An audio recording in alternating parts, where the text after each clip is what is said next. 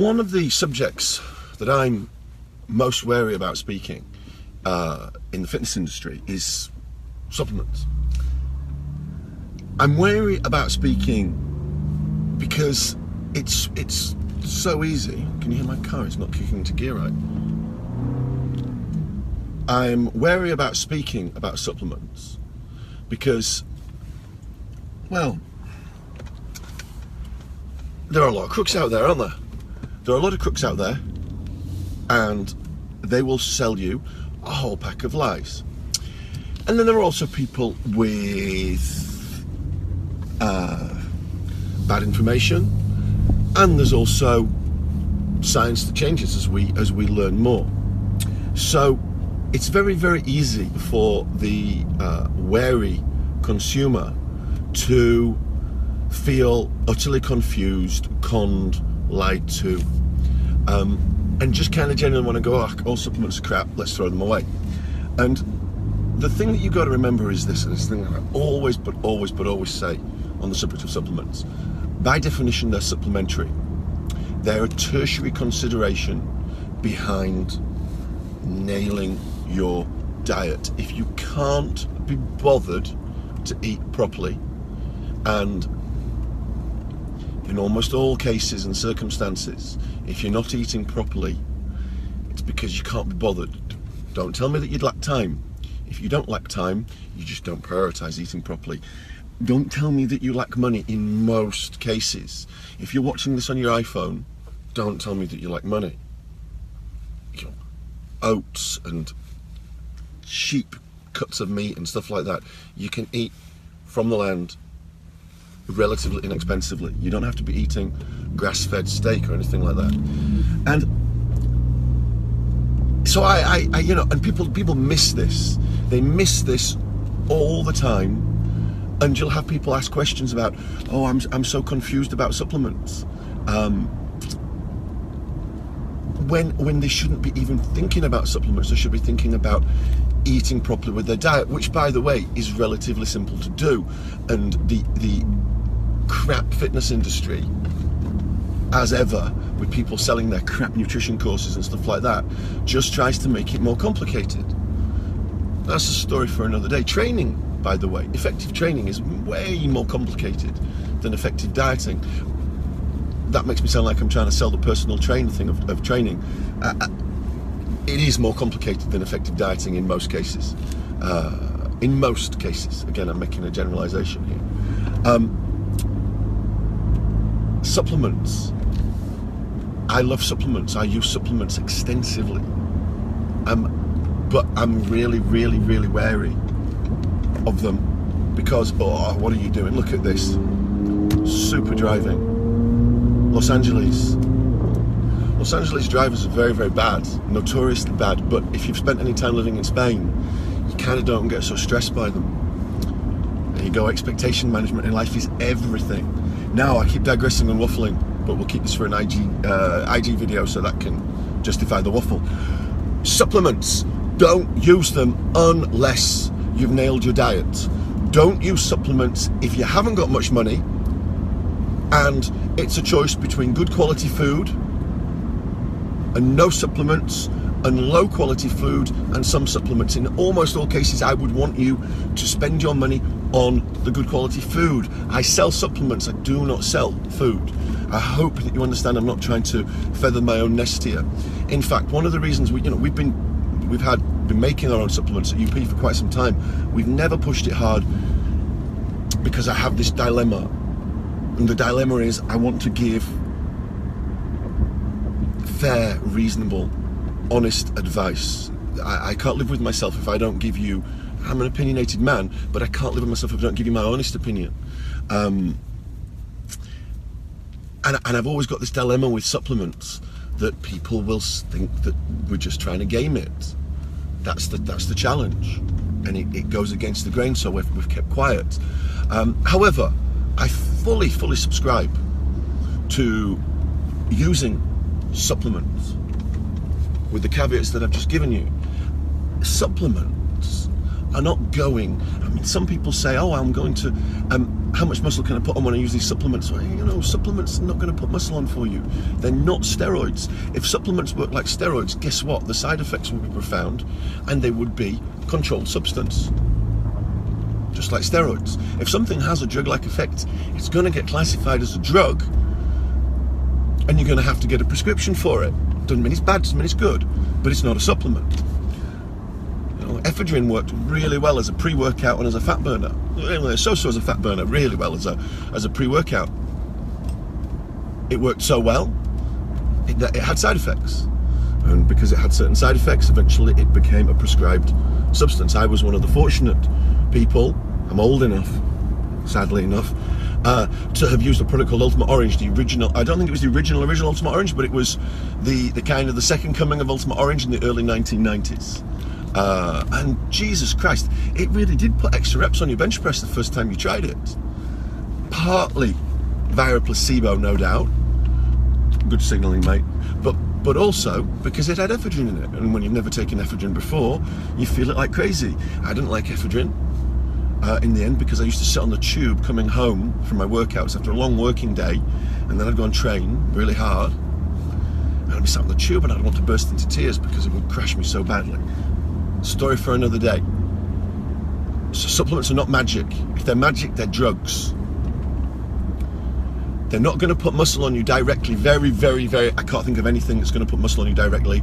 I mean, creatine arguably is the most, you know, is going to potentially add, let's call it add muscular weight. It's not necessarily going to put muscle on for you, but to keep it simple, it's going to add muscular weight.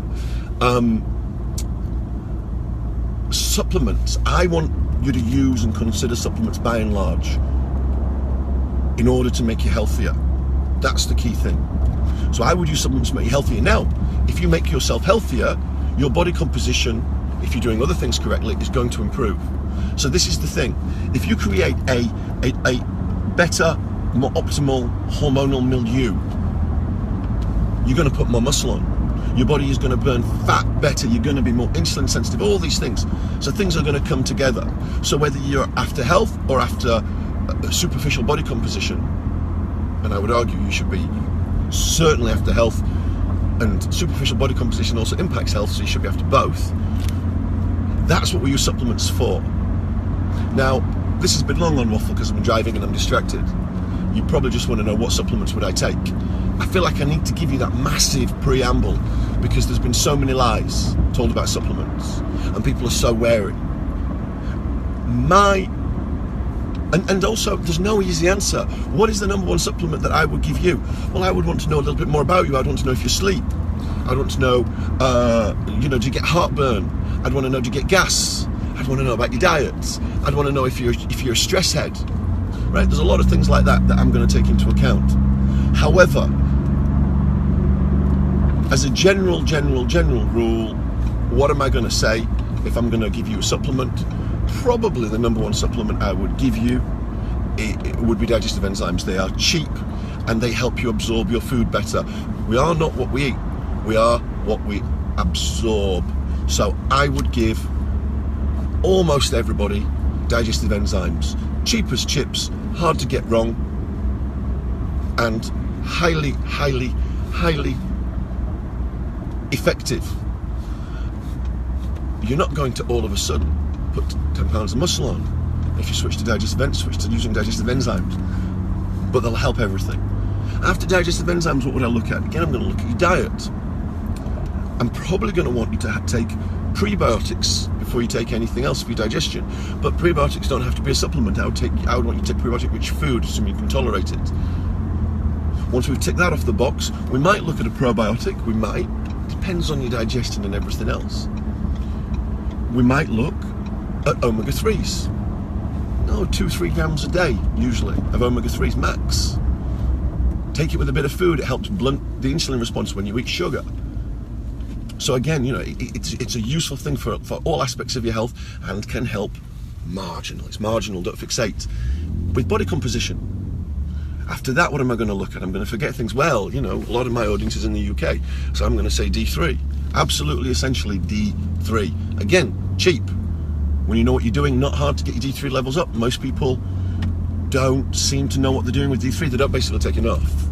D3 is the only thing, interestingly, that I am, last time I checked anyway, was not deficient in. I was deficient in everything because of my my mycotoxin illness. We assume it's because of my mycotoxin illness, apart from D3, because you can absorb D3 from sunlight, and I live in California and have lived in Marbella. I was living in Spain before this. D3, I would use a good multivitamin, just as insurance. And magnesium, about 70% of adults in the Western world are deficient in magnesium. We need magnesium for so many sort of biological, chemical processes. I'd use magnesium. I'd look at zinc, especially for men. And I've given you a list of 5 or 6 supplements already. That's kind of more than enough, and it's more than most people are willing to take. And these are supplements aimed at health. I don't like fat burners. I'll occasionally use the UP Focus supplement once a week when I want to have a really good workout, or I'm flagging and I've got to work out. I'll use UP Focus, but it's not a fat burner. It's a focus supplement that helps me concentrate and gives me a fantastic buzz when I play the right tunes, by the way. So I use it for that. I use it to help me enjoy my sessions more, and I don't get a crash from it. I don't like fat burners and proper pre-workouts because you really get jittery and get a crash. I'll use leucine in our amplified product, which is leucine, a little bit of glutamine and some electrolytes, and that works tremendously for blunting appetite and for just improving stamina, you idiot. Improving stamina during the course of a workout. There are also many other things that I personally will use specific to my health condition, because I use them, or because a jack guy in the gym uses these supplements. You don't have to. You should focus on your health, which means focusing on your diet, and after that you should look at the supplements that I have just advised. A good resource for checking out certain products is examine.com, examine written as the word, examine.com. They have an unbelievable kind of database of what all the research says. Again, because research says something doesn't always mean, or because research doesn't say something doesn't do something. Am I getting that right? Double negative? Because basically there's no research on something doesn't mean it doesn't have a positive effect for you, because they might not have researched it. Remember who funds these studies, and remember, with a lot of these nutritional studies, just as a lot with these training studies, their cohort of people is kind of 6 students following shitty diets and stuff like that. It's not what kind of big ticket scientists would say is real good science. So again, look at things, look at what the studies say, keep an open mind. If something sounds too good to be true as a supplement, probably is. In fact, it not probably is. If something sounds too good to be true as a supplement, it is too good to be true, and it is either a lie and straight out bullshit, or it's somebody getting over enthusiastic and carried away with themselves. I've been over enthusiastic and carried away with myself a decade ago when it came to certain supplements. I'm not that way now. Now I try to keep an open mind to trying things, but if you're of a skeptical bent, the supplements that I have advised: digestive enzymes, magnesium, fish oil, D3. If you want to be skeptical of those, knock yourself out.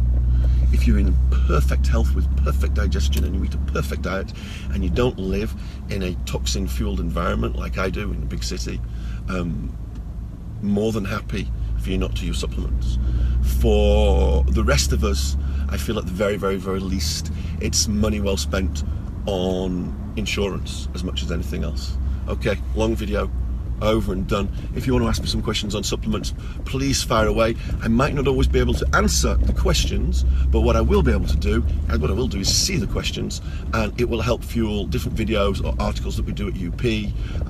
We're actually in the middle of doing a bunch of research studies right now that we will announce quite soon on supplements and protocols and different things like that. I think it's going to be tremendously interesting, and I hope you're all looking forward to hearing. Oh wow, that's really good. I just love it. I like it. Really good. Tastes like a fridge milkshake. Yeah, that's nice. It seems like I'm cheating, but I'm not. I enjoy having it. It feels like I'm having a treat.